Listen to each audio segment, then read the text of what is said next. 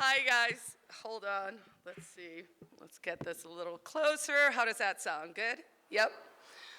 All right. So the alternate introduction was, I always get up here and I have no idea what I'm going to say, so I am equally in this ride with you guys. But I did look up what I was supposed to be speaking on about 20 minutes ago, and I guess we're going to talk a little bit about the history of the Free State Project, where we've been, where we're going. I like, and I think I've used the phrase, we're at the end of the beginning. Right? 20 years is a long time. I have to tell you guys, I'm not a joiner. I'm pretty sure everyone in this room is not a joiner because I tried to get you to join my lists. And I can't believe I've been doing this one thing for 20 years. This Pork Fest has been here for 20 years. That is incredible, but we are also, thank you, we are also just at the beginning of what we can and will accomplish. The Free State Project, for maybe the one person who doesn't know, was formed in 2001 by an essay by Jason Sorens, who is on the campsite, and if you can catch some of his talks, please go do that. He's doing a lot of really interesting work at the moment on zoning, and in fact, they just unveiled a zoning guide through St. Anselm's, which is one of our private Catholic schools in Manchester. And it is so granular and so well researched that you can put in an address and it'll tell you the exact tax rate for that place. Amongst other things, when I was playing around with this tool, I discovered that there were more than 10 districts or areas in New Hampshire that don't have zoning at all. I had always thought it was just the Grafton area and that there were maybe one or two, but there are more than that. And I'm mentioning that because I want everyone mindfully while we're here this week to think about where the opportunities lie. I have a lot of ideas and I'm going to tell you a lot about them, about where I think the future is going, but it's really, really material to this movement of humans doing their own actions to figure out where you're going and then make sure you go there.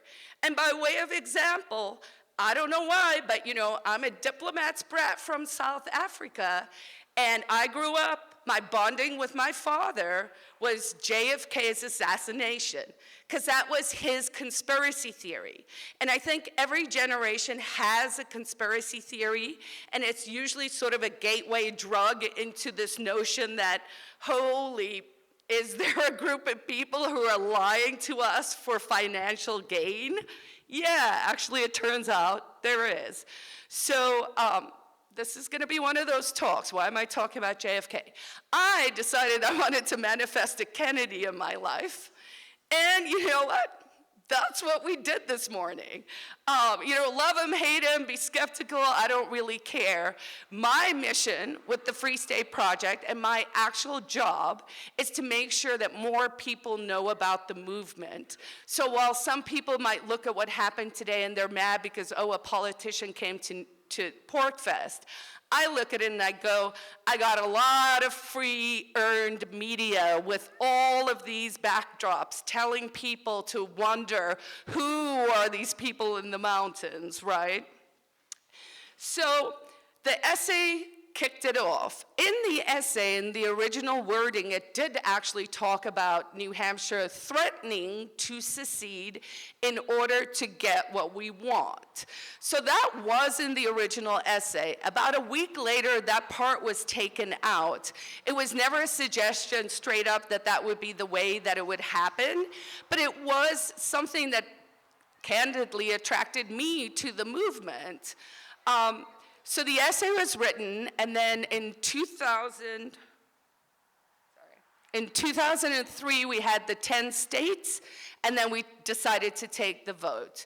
The states that were chosen were mostly, places where libertarians and liberty lovers would feel at home, so places that have good gun rights, low taxes, small population, good lifestyle, and there's not even enough I can say about the quality of living in New Hampshire. This is a really, really, really great, beautiful place to live that has a lot of water. And that seems important in a zombie apocalypse, so. So we, 2003, and they actually held the first Pork Fest, which we colloquially call Pork Fest Zero, and that was held here. And then a former board member, Michelle Dumas, actually wrote 101 Reasons, which then started the whole movement to attract people to come to New Hampshire. So folks voted, and then they picked New Hampshire, and then we started this beautiful thing.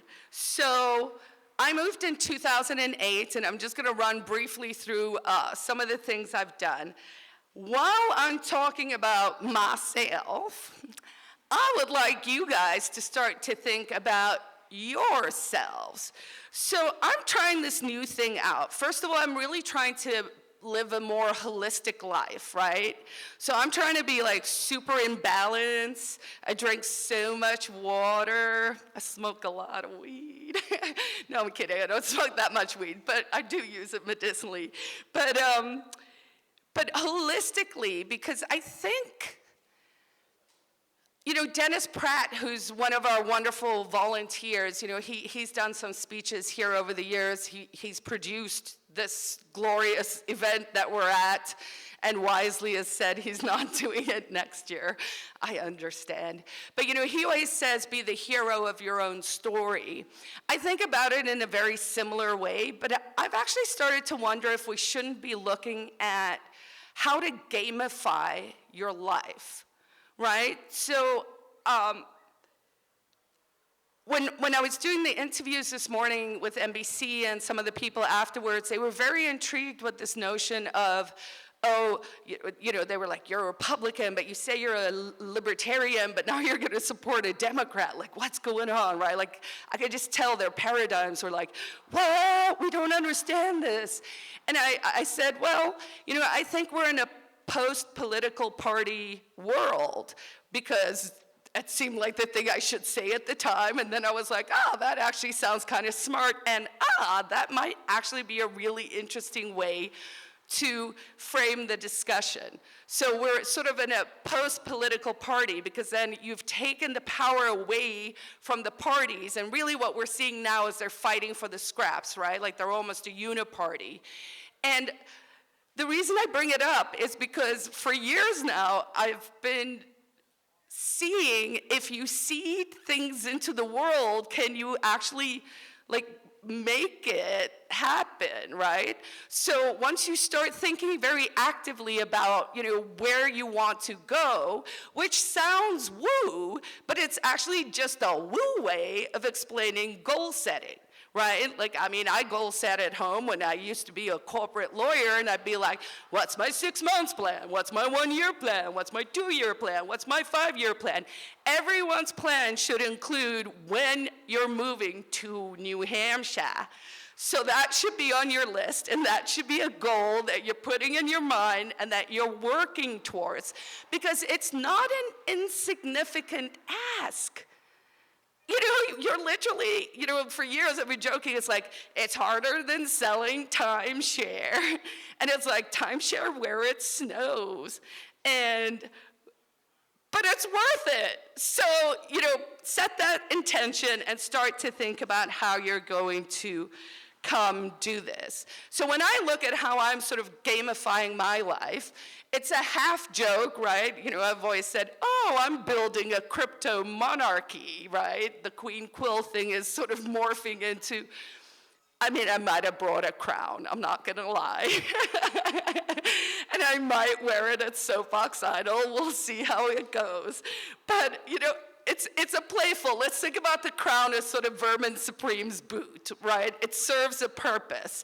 Because sometimes you can say things when people aren't sure, is she joking? Is she serious? Is she crazy? Is she brilliant? No one knows. We'll see. So my 10-year plan is starting to look like this. I'm like, how do I build a country? Now here's a little secret.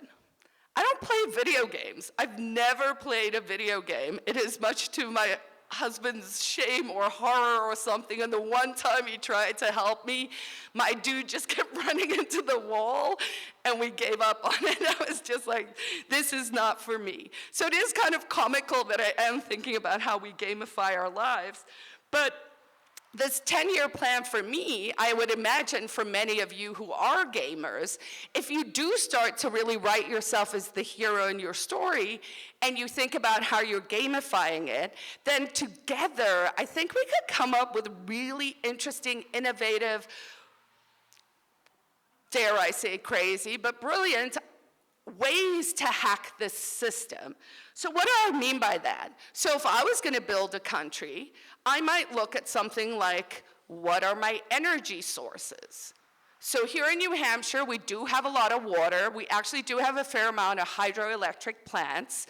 Our electricity is some of the most expensive in the United States, and I think that has to do with corruption in the Senate, although I can't prove it.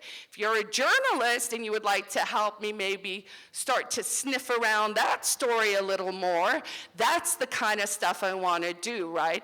So when I talk about how we gamify our lives and what the opportunities are in New Hampshire, I'm also saying when you're like reflecting for yourself, be like, what am I passionate about? When I moved here, I'm passionate about a lot of things, and I'm actually surprisingly good at a lot of them, and really my biggest problem is just trying to figure out I should do 3 things much better instead of doing 30 things Carla good, you know? So we all face our challenges, but I know we need energy. But I also know in order to introduce energy, we have to know what the facts are about why it's currently so expensive. But then also, in New Hampshire, we have a nuclear reactor. Seabrook, which is now known as NextGen, supplies almost 25% of the eastern seaboard's energy, which is why I'm like, why is our energy expensive? So again, someone can help me figure that out. So we have a nuclear plant. That means we can be energy independent. We also somehow managed to sneak in an extension to a license to build a second reactor. Now think about that. There's actually a second staging site was built back in the 70s. I don't know if it still holds. We would have to look at all of that. But for nerds who are into this, right, we know 3rd, 4th gen nuclear. We can use depleted uranium. You can make clean green energy. If we have a lot of cheap energy, that makes us a viable country. It also makes us a very viable crypto capital of the world, because then screw you, Iceland, you can run them off volcanic power and we'll run them off 4th gen recycling war, weapons of war, bullets and stuff, and we'll run our nuclear off that. So, so that's one of the things I'm looking at. So, if anyone knows someone who's in nuclear who wants to come build me a nuclear plant, please do let me know. Another thing in New Hampshire, the biggest industry really is tourism. So I believe tourism is actually innately libertarian. What do I mean by that? Tourism, when done right, involves property rights, keeping your property rights good, and good customer service, right? And these are sort of the things we believe in. We think you should have your own stuff, you should take care of it. Well, I believe that. Maybe not everyone does, but why have it if you're not going to take care of it? And be nice or be decent or be polite to other people, right? Like this seems like a good way to navigate through the earth. So New Hampshire's tourism industry is actually inherently libertarian. So what's currently happening, much here as anywhere else in the States, the boomers are retiring and they own cash-rich businesses. I'm talking laundromats and, gun stores and like all these sort of mom and pop stores. And the parents The kids don't want the businesses, and the parents aren't selling them. What they're doing is they're just closing down these businesses. So I think if we can figure out a way to sort of grasp these opportunities that are happening in New Hampshire and putting it together with people who are eager to move here, who might be like, oh, I didn't know about that, because a lot of things in New Hampshire are word of mouth. Like you can't find it on, you can find it on eBay. In fact, I talked to someone who just found his roommate in Manchester because he'd put his room out, and he had a trick question, which was, what's your favorite Rothbard quote? But it was just a normal thing, and that was like the last question, and he literally caught a Free Stater with that. So it was a guy who had just moved. So I thought that was kind of cute.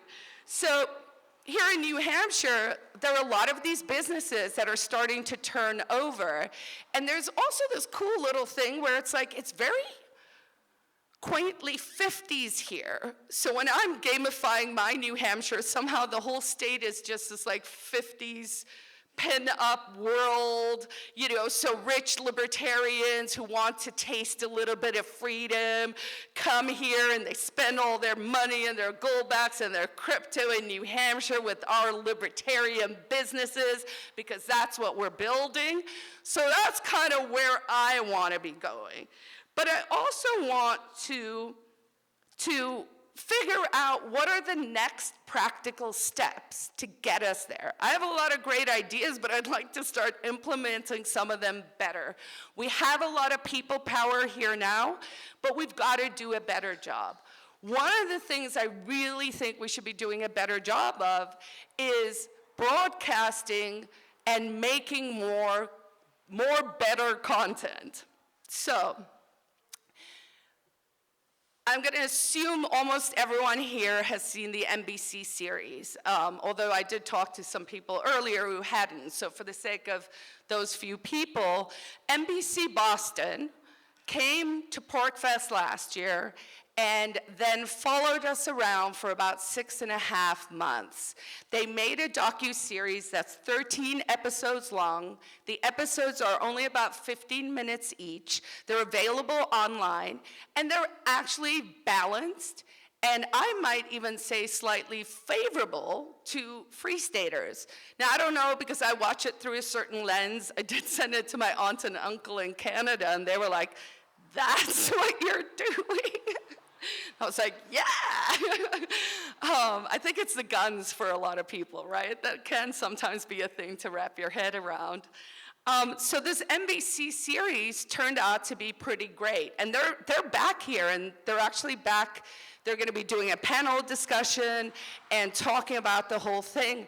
But I didn't realize it at the time, but then Dan, one of the cameramen, mentioned was what made this series so successful is they let us speak in our own words. So you'll notice, maybe you didn't notice it, or maybe you clearly did notice it, but the entire series, there's no voiceovers, no one's telling you what to think. It's literally every person on screen is speaking in their own words. And I was like, oh, that's kind of interesting. So it felt less biased. But as the series started to come out, the number one thing I was hearing as we were talking about it in the community was, wow, that was actually like really good. Thank God. Oh, thank God that wasn't terrible. Oh, and people would be like, oh, I'm so glad, I was really worried this was gonna come out, but this came out instead. So of course I was like, what's season 2 gonna look like? But they assure me that's not gonna happen. So as people were saying that, sometimes I'm slow, I was like, why do we keep waiting for other people to tell our story? And why do we keep waiting for other people to make good content about our ideas? And why are we waiting for other people to get the stank off our brand? And I don't really mean Free Stater brand. Here I'm talking like straight up libertarians. We got a stank on our brand. And let me explain how and how we can fix it. So I have a good friend. We went to see them in Thanksgiving in Costa Rica. And actually, it's the first person I heard the words libertarian from.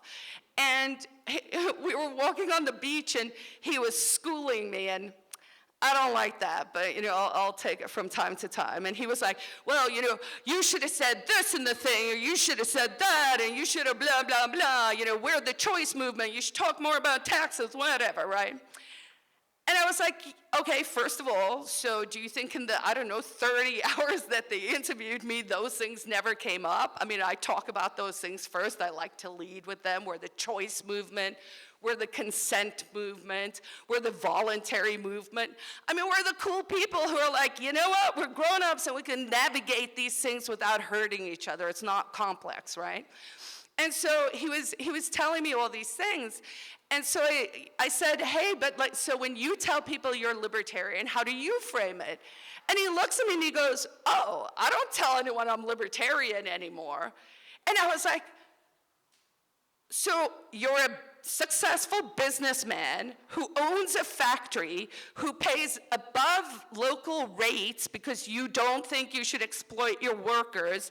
You do all these cool things. You're putting all these people through college. You're doing all the things that would reflect extremely well on the brand, but because you're going to let someone else own that brand or manage that brand or say something you don't like. So here's the magic, folks. The only way you counter bad speech is with better speech. So when you see people saying things, it's not that we have to argue about the numbnuts nuances that we get caught in all the time. It's an issue of coming up with messaging that is repetitive in a way that makes it understandable. I know years ago people were like, with Trump, I think it was on the stage, I actually said Trump's gifts to America are going to be the terms fake news and deep state. Because if you can take a complex idea and turn it into 2 words, you've actually created powerful messaging that we can then take and ride. And so last year, thanks to the Free the People folks, Matt and Terry Kibbe, who've been wonderful supporters to us over the years, and everyone should go hang at their hub. They're doing lots of interviews, all of that. It was them who took the slogan, which I think they heard here at PorcFest, and it's don't hurt people and don't take their stuff, right? Don't take their stuff, don't hurt people. I forget the order now. But in the clips from NBC, it was the first time where someone was able to edit together like 10 people saying this. I can't believe I flubbed that line, that's funny. 10 people saying the same thing in the right order at the same time. That is successful messaging. So what we have to start to do is we have to look for those, live free or die. That's a great slogan, man. It doesn't get better than that. But I will tell you, it does not play well in a pandemic. You go to the State House and no one's got masks on and you're already getting death threats and like 400 people are like, live free or die. And it was the first one and I was like, oh shit, how do you pivot this energy because you want that energy, but I don't want to die. I want to thrive, and I want everyone I know to thrive. And I was like, oh, let's make it live free and thrive. And I was like, yeah, positive message. That lasted 2 weeks. Then all the old guard let me know if you're a real Granite Stater or a good New Hampshire man, you don't mess around with the logo or the slogan because, it's their thing. So I do always now say both of them because I do think live free or die, death is not the worst of evils, does encapsulate our notions, but live free and thrive actually also does that, right? And it's just that spin that then is positive, aspirational, and kind of makes you want to move towards something great. So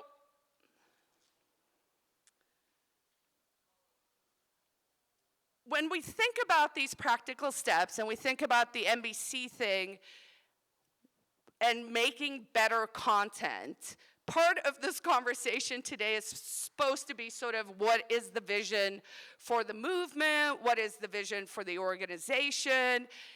So the Free State Project at the moment has 2 paid staff members.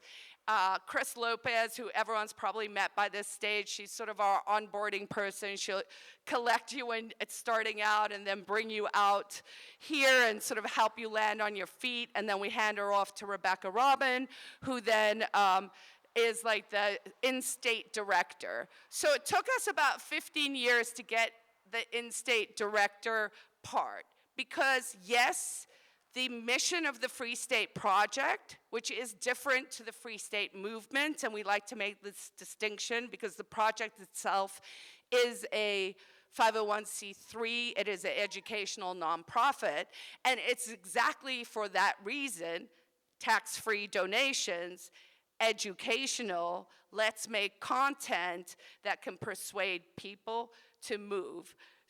Both to move, but here's the slightly controversial part, and it circles back to the gamification idea, and the holistic idea, is that I just brain farted. Where was I?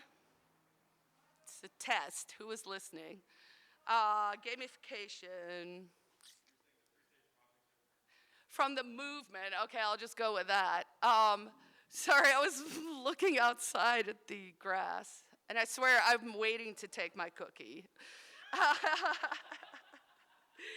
The gamification and the holisticness. So the idea is, yes, we as the organization want people to move here, and that's the mission of the organization, so we should be creating content to move people here.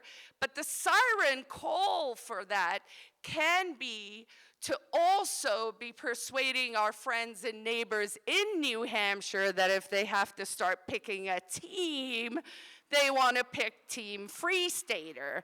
And really, in the end, what does that mean? That literally means you're picking individuals. You know, when I talked about post-party politics at the start, that's what I mean. If we can persuade people the parties don't matter, because in my opinion, they really don't, and that people matter and individuals matter and what the message of that person is matters, then we are actually moving closer to our philosophy. So an idea to create content would be something like Bill Barger, Tall Bill, who will be doing the comedy here tonight. He and I have been scoping out some like 15-minute YouTube episodes, and we want to call the show New Hampshire is Awesome. And just as a start, go to all the hundreds of nano breweries that exist in New Hampshire, because Free Staters, way back before anyone knew we were here, passed some laws to make it really easy to start your own brewery in New Hampshire. So we don't even have to do anything other than go to like Woodstock Brewery and be like, yo, you want to talk about your cool business? And then you can make you can take the credit behind the scenes or not even take it. But what you've now done is you've created an ally. You've actually created someone who wants to show the content about his awesome business to his friends in his area.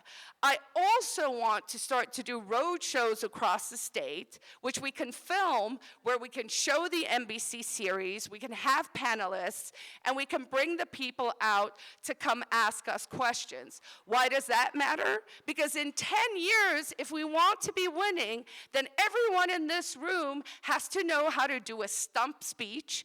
You have to know how to sell yourself. You have to have skills, and skills take time to develop. You know, here's a hard truth. You can fake it till you make it, but you can't fake skills.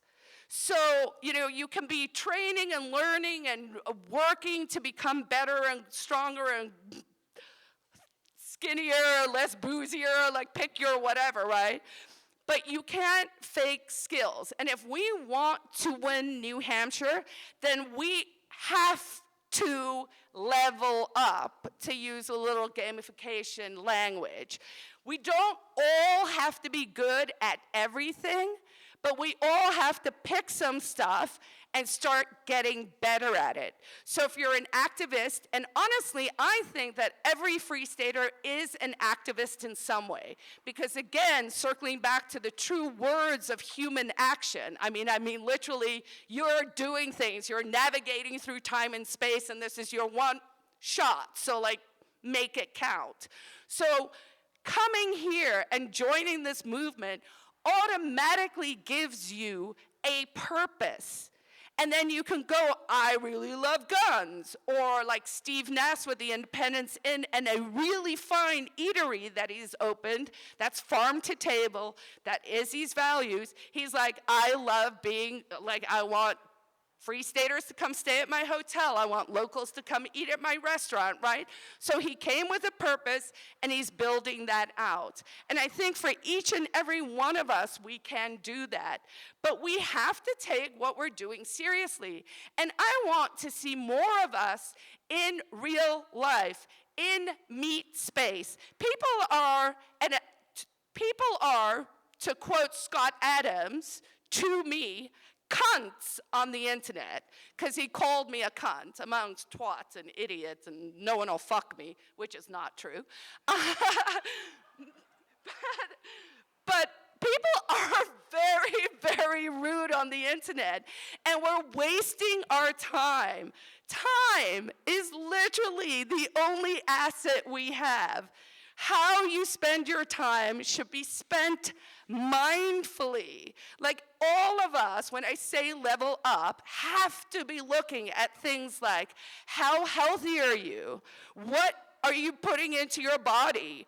Are you getting enough vitamin D? We know with COVID, it's literally the people who died were people who didn't exercise and who didn't go in the sun. That's pretty much the real number of people who died, and they probably would have died anyway. And we can fix that. Like, I want this movement to be like faster, stronger, better than anything else, because we can. We know we're smarter. So we have a leg up. So we really need to try and take what we're doing, and each of you, because I can't do it for you, you need to go find that thing, and then we should figure out together how we can do it. So we're going to need more tech people. I think we should start having leaderboards. I want to build an entirely alternate government. So the lady from the Boston Globe came and interviewed me. I mean, she's probably some sort of asset. And she was asking really good questions. She was not stupid. I kind of wished I hadn't eaten the cookie. And I didn't. I'm being very responsible. But after this, tonight. So she had asked a question about something about democracy. And I was like, yeah, democracy's stupid. What is 51% of people get to tell 51% of people what to do, and then you make the stakes so hectic, and it's this binary thing, and people are just, it's exhausting. Who wants to live like that, you know? Because it's literally like we're going, it's wrong, it's right, it's right, it's right, it's wrong, and wrong. Like, it's just, it doesn't make sense, right? Like, you're like, these 2 years, this is legal. These 2 years, it's illegal. It's like, that's not sensible, in my opinion. So she asked about democracy, and then later her question, which is the reason she had really come to speak to us, was, well, she phrased it this way, which I did like. She said, when you secede, is it going to be through a referendum or voting process, or will it just be an insurrection? So I looked at her and I said, well, how do you think I'm going to answer that question? I was like, clearly it's going to be electoral. But I think it should. Like, I do think you want your neighbors on board, right? But then I said to her, and then she said, of course, well, if it's going to be a vote, then you just said democracy's stupid, so you're just another hypocrite, so. And I was like, no, you don't understand. You can't spring something too hardcore on people, like, too much, right? It just makes our heads explode. But people understand democracy. So I would like us to move towards persuading our neighbors that independence is the way to go. And after that, I want to make sure that we actually have enough policy systems in place that it makes sense. And here's an example. I always say government, there's an app for that. And people go, huh? And I'm like, anything government's doing that is marginally useful, someone will pay for and someone will do.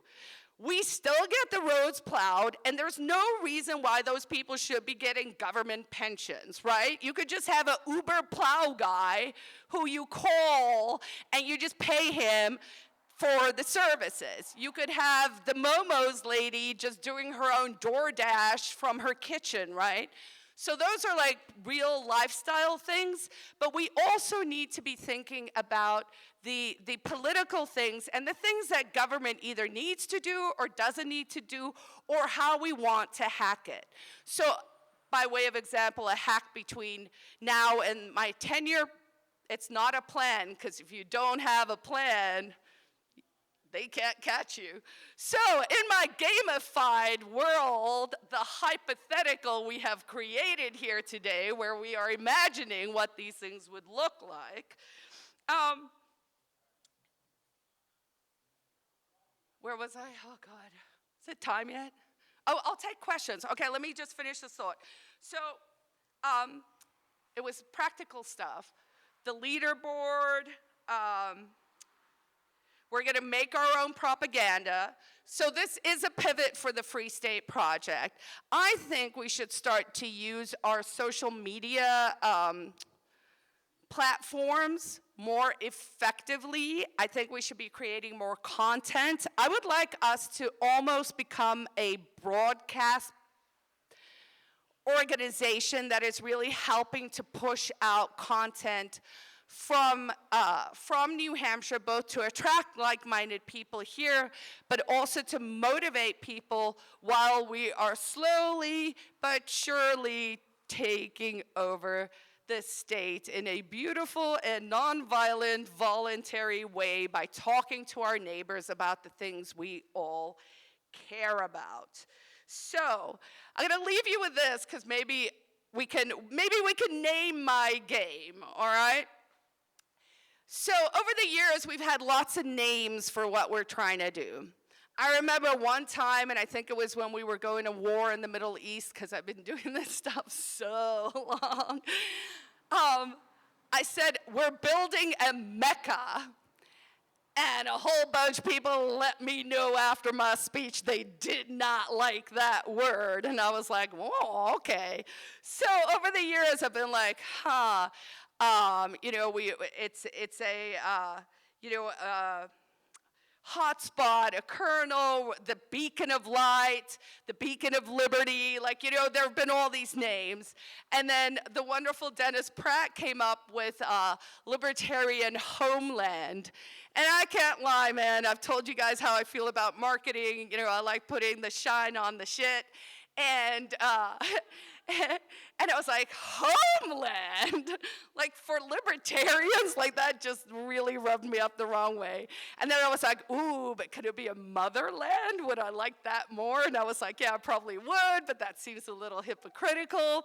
Then for a while, I was kind of joking around with the idea of the ark. And the idea there was just simply that I had seen a meme that had 3 monkeys. And the meme said something like, never fight until it's time to board the ark, and it's starting to rain, and you just see the 3 monkeys are just like scoping it out, right? So we had ark. Then the other day I was like, oh, what about Shangri-La? I was like, that sounds kind of sexy and cool. And the person I said it to, who was 20, 30 years younger than me, was like, what's that? And I was like, okay, we got to cross that one off the list. So colony, I don't like that. People will say we're colonizers. Someone has to be. I see us as reinforcement, really, for everything else. But then when I was, unbelievably, actually, there are notes, even though this is the way it is. I have Playland here. And I was like, oh, I kind of like that one. Now, I'm not saying we're building our libertarian playland, but I'm saying I'm going to call the game where I'm the queen Playland, and I want to invite everyone to join the game, figure out what your piece is. People are always like, are you serious about the queen stuff? And I'm like, not really, but I also am philosophically pure enough to say that I'm a queen who believes in benign neglect and regicide if I break my promise.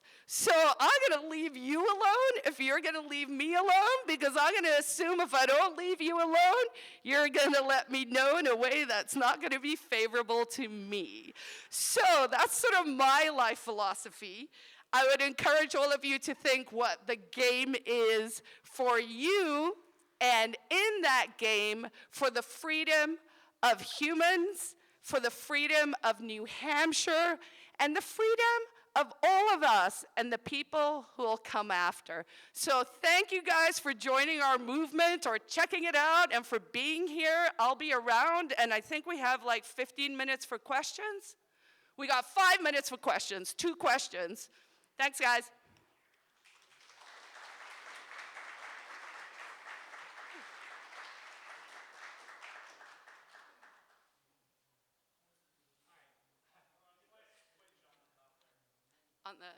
Yeah. Hello? Hi. Okay, so can you talk about how it came to be that the statement of intent disappeared from the website? The statement of intent did disappear from the website. I was not actively involved in that decision because we have an all-volunteer tech team, and we spun up a new website maybe like 2 or 3 months ago. We're in discussions because I'm not sure personally if that's the way to go, because to me it feels like now the website's really just a sales funnel, that's collecting people, which we do put through, a CRM and a drip campaign, and people get emails, and, we're trying to be a little more professional than we have been over the years as we grow. But it's a little in flux at the moment. I think my preference is for it to come back, but maybe we'll see. But good question. And the statement of intent, for people who may not know, is just a short little intent, and it basically says you'll move to New Hampshire and exert your fullest practical effort, which would be the real name of the game, but that's not sexy at all. I mean, Playland's at least better than that. Next question. You could make those same arguments in favor of the Free State Project to pick a county as well and have a lot more influence in that particular county. And has that been considered? And if so, it hasn't been done. So why hasn't it been done? What were the arguments against it? Oh, why hasn't it been done? Because you clearly haven't come and done it yet. As to the other part of that, obviously, I do think that concentration in its truest sense of the word, right? We're a mass migration movement, and we're concentrating in one place.